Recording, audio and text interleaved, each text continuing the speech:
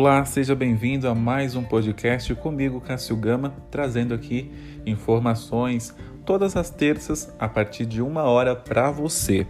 Então, se você quiser me acompanhar nas redes sociais, é Cássio Gama off aí de oficial, em todas as plataformas do Instagram, do Facebook, tem uma conta também no Clubhouse para quem tem iPhone. Você também participa manda sua opinião, manda sugestões de tema, crítica, para a gente cada vez mais melhorar e trazer temas interessantes para vocês. E hoje eu trago algumas notícias, algumas informações aí bastante interessante, que eu achei interessante, você deve ter visto também, que é a questão, uma delas, aquela planta, o bambu, ele vira aí farinha e seu broto ele entra em receita de sorvete e pão de queijo. Essa notícia foi divulgada no site do G1, da Globo, e tá rodando aí também naquele comercial lá do agronegócio, de tecnologia, que fala ali das riquezas do Brasil. Então é uma planta aí que tem mais de 1.600 espécies no mundo e cerca de 10 mil usos, Dá para fazer... Foi catalogado aí 10 mil coisas que podem fazer com a planta ou bambu. Passando aí pela construção civil, pela indústria, indústria de papel, móveis e até cosméticos, e culinária. O bambu é uma planta da família das gramíneas, com aí 1.642 espécies espalhadas pelo mundo, das quais cerca de 20% estão no Brasil.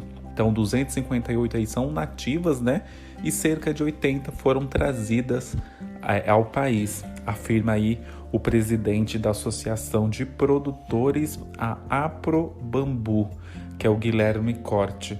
A planta ela tem aproximadamente 10 mil usos, sendo matéria-prima na produção de papel, celulose, móveis e artesanatos, além aí de gerar energia por meio de sua queima. Seu carvão, ele pode ser aí usado em cosméticos e em cremes dentais por ter o efeito clareador. E com tratamento, correto, serve como estrutura e acabamento na construção aí de casas. A gramínea, que tem a mesma resistência da madeira, com a vantagem aí de não precisar não precisar ser replantada, o bambu ele rebrota diferentemente do eucalipto, diz aí o pesquisador da Empresa Brasileira de Pesquisa Agropecuária, a Embrapa. Do Acre, quem falou isso daí, essa frase, o que o bambu ele rebrota, foi o pesquisador da Embrapa, a Empresa Brasileira de Pesquisa Agropecuária, o Eufran Amaral. Então a planta ela tem a vocação para a culinária.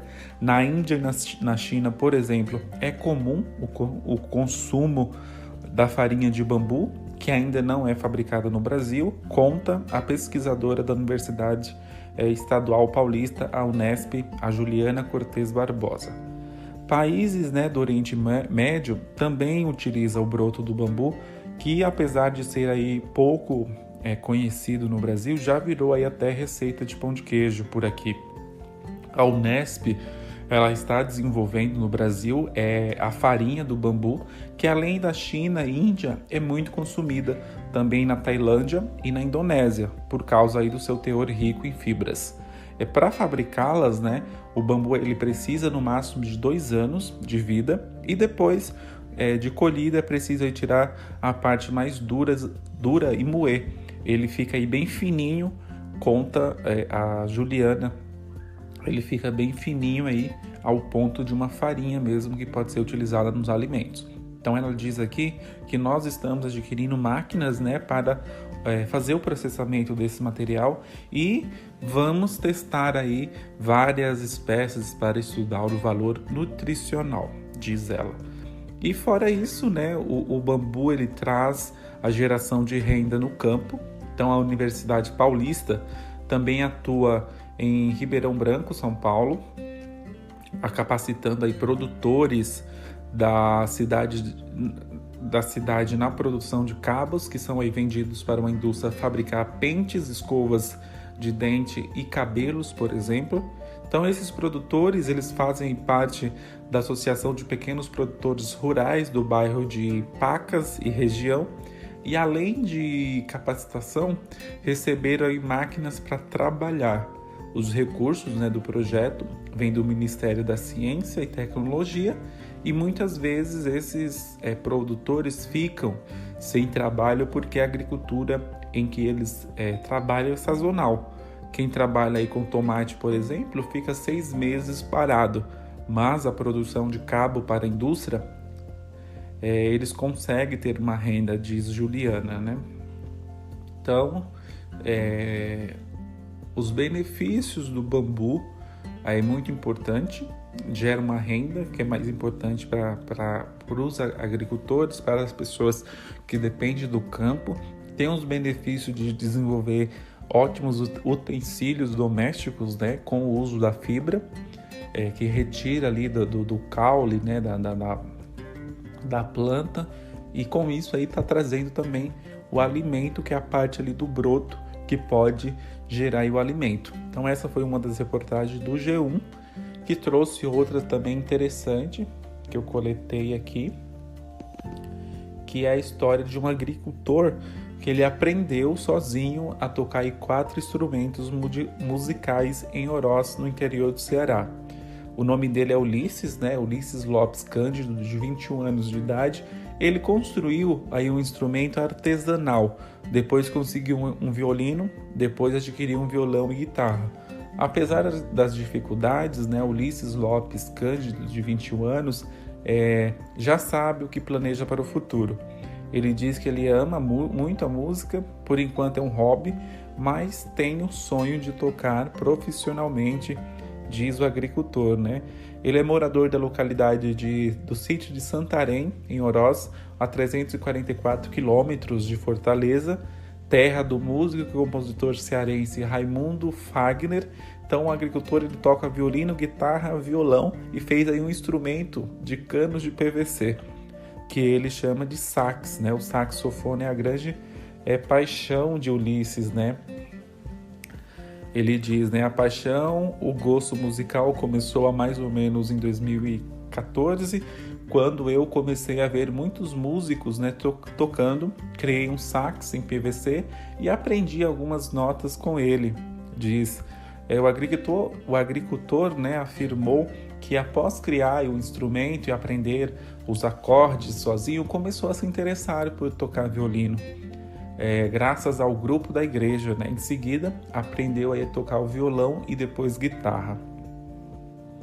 Em um dos vídeos demonstrado, pelo site ali pela notícia, Ulisses Lopes ele toca a canção Asa Branca de Luiz Gonzaga.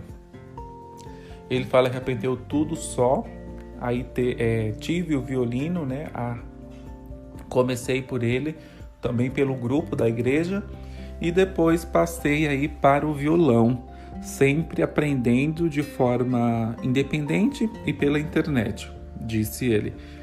Ainda de acordo com o agricultor, o instrumento mais difícil aí de aprender os acordes foi a guitarra, mas com as noções do violão ele conseguiu. Guitarra principalmente eu já tinha um pouco de noção, pelo violão eu tinha estudado os solos pelo violão. Quando eu peguei a guitarra tive dificuldade, pois é um instrumento que nunca tive contato, então foi bem complicado tirar os sons e estudar os sons, as músicas, mas foi dando certo. Com persistência e estudo dá para tirar um som, explica. Ulisses ele diz que no início é difícil, porém tudo depende da determinação. Muita prática e estudos, tanto de partitura como eu ouço também. Eu ouço e identifico as notas e vai aí por aí. No início é complicado, porém com o tempo e prática, a gente vai aprendendo, diz ele. O gosto musical de Ulisses é bem variado. Ele ressalta que a música é maravilhosa e que qualquer gênero é interessante. A música é uma arte maravilhosa. Gosto de gospel, música clássica, rock, MPB, A música sendo de qualidade, eu gosto, pode ser qualquer gênero. Então, bastante interessante uma reportagem aí mostrando a força e a dedicação de uma pessoa que sonha, né, em ser um artista, em conseguir aí tocar os instrumentos, ter uma paixão pela música mesmo que te move, que despertou ali a dificuldade de comprar um instrumento, que a gente sabe que tudo com relação à música é caro, né? São instrumentos caros. Então ele conseguiu aí, por ter um sonho, conseguiu desenvolver um instrumento de PVC, que é cano, né? Cano de PVC. Imagina só, tudo aí pela sua determinação. Também trago aqui, do dia 18 de abril, foi o Dia Nacional do Livro Infantil. Então é uma data muito importante, né, no cenário dos livros. Aí é o Dia Nacional do Livro Infantil, é a data escolhida para celebrar a literatura infantil nacional. Isso porque nesse dia, em 1982, nascia o escritor Monteiro Lobato, considerado aí o pai da literatura infantil brasileira. Portanto, é uma data que celebra aí esse tipo de literatura e homenageia aí esse escritor, autor não só de textos para crianças, apesar de ser mais conhecido por eles. Além dos livros, né, de Monteiro Lobato, o público infanto-juvenil conta outras grandes obras nacionais e internacionais para o seu entretenimento. Acima de tudo, para pensar aí sobre a realidade. Por exemplo, O Meu Pé de Laranja Lima, de José Mauro de Vasconcelos, Alice no País das Maravilhas, de Lewis Carroll, As Aventuras de Pinóquio, de Carol Collodi, O Mágico de Osé, de Franklin Brown, e Viagem ao Centro da Terra, de Júlio Verne. São esses os clássicos, né, da literatura infantil. Então, por que o Dia Nacional do Livro Infantil é dia 18 de abril?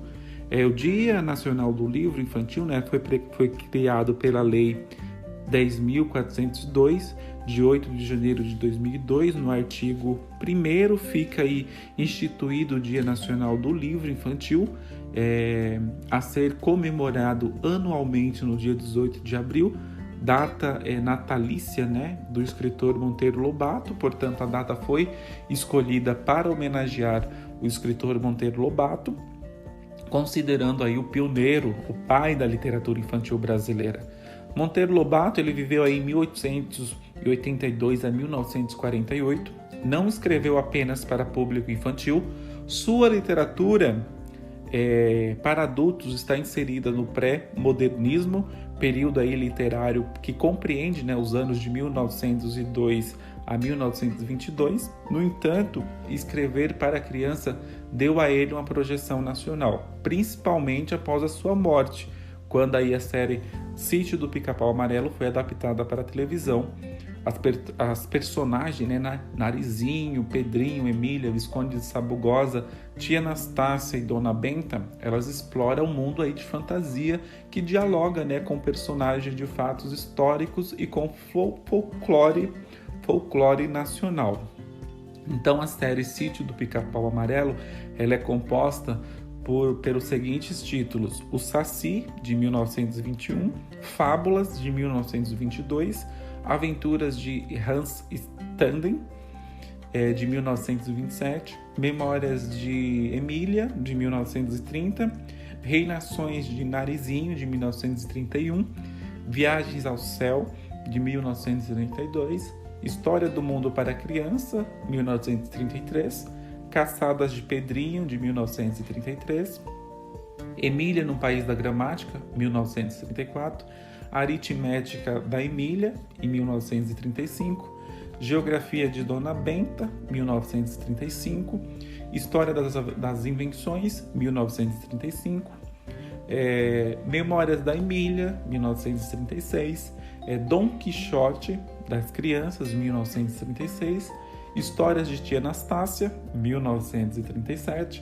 O Poço do Visconde, 1937, Serões de Dona Benta, 1937, O Pica-Pau Amarelo, 1939, A Reforma da Natureza, em 1939, O Minotauro, 1939, A Chave do Tamanho, 1942, Os 12 Trabalhos de Hércules, 1944, No Tempo de Nero, 1947 e Histórias Diversas.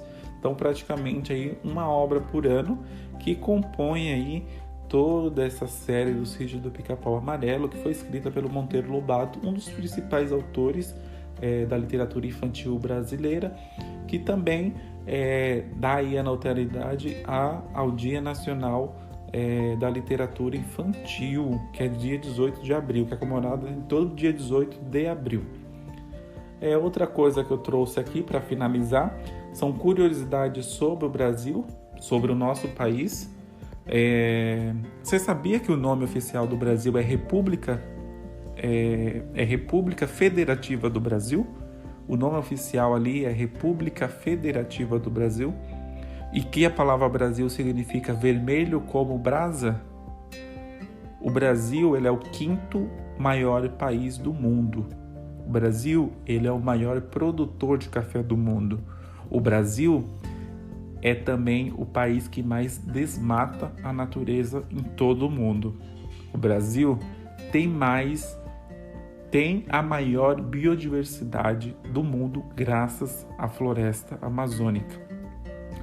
Das 30 cidades mais violentas do mundo, 12 estão localizadas no Brasil.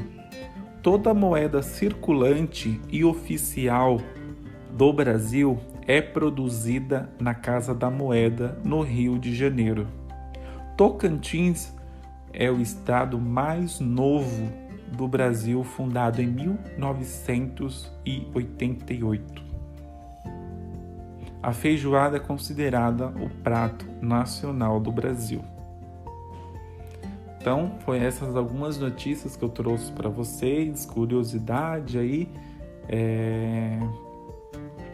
a história, né, do bambu, bastante importante, um material bastante usado por gerar emprego, gerar produto que é importado, que é exportado, né, esses produtos que geram alimento. Estão desenvolvendo pesquisas aí para criar novos alimentos derivados do bambu. Aí mais de 10 mil usos dá para fazer do bambu. Teve o caso aí do agricultor, né? Interessante como a pessoa, ela, pela motivação em gostar de música, ela consegue desenvolver habilidades, né? Ela ser autodidata aí, ser uma pessoa instruída, movida pelo sonho dela em querer aprender a música. 18 de abril, um dia importante para a literatura infantil, para a literatura, bons autores, né? O Brasil desenvolveu aí um clássico que é o Sítio do Pica-Pau Amarelo e curiosidades do nosso Brasil. Finaliza aqui o nosso podcast. Se você tiver alguma sugestão, pode me procurar nas minhas redes sociais, Cássio Gama Off, mandar sua opinião, mandar tema, que essa temporada ela está sendo de atualidades. Então, fique à vontade para compartilhar a sua opinião neste episódio e nos demais episódios também. Até o próximo.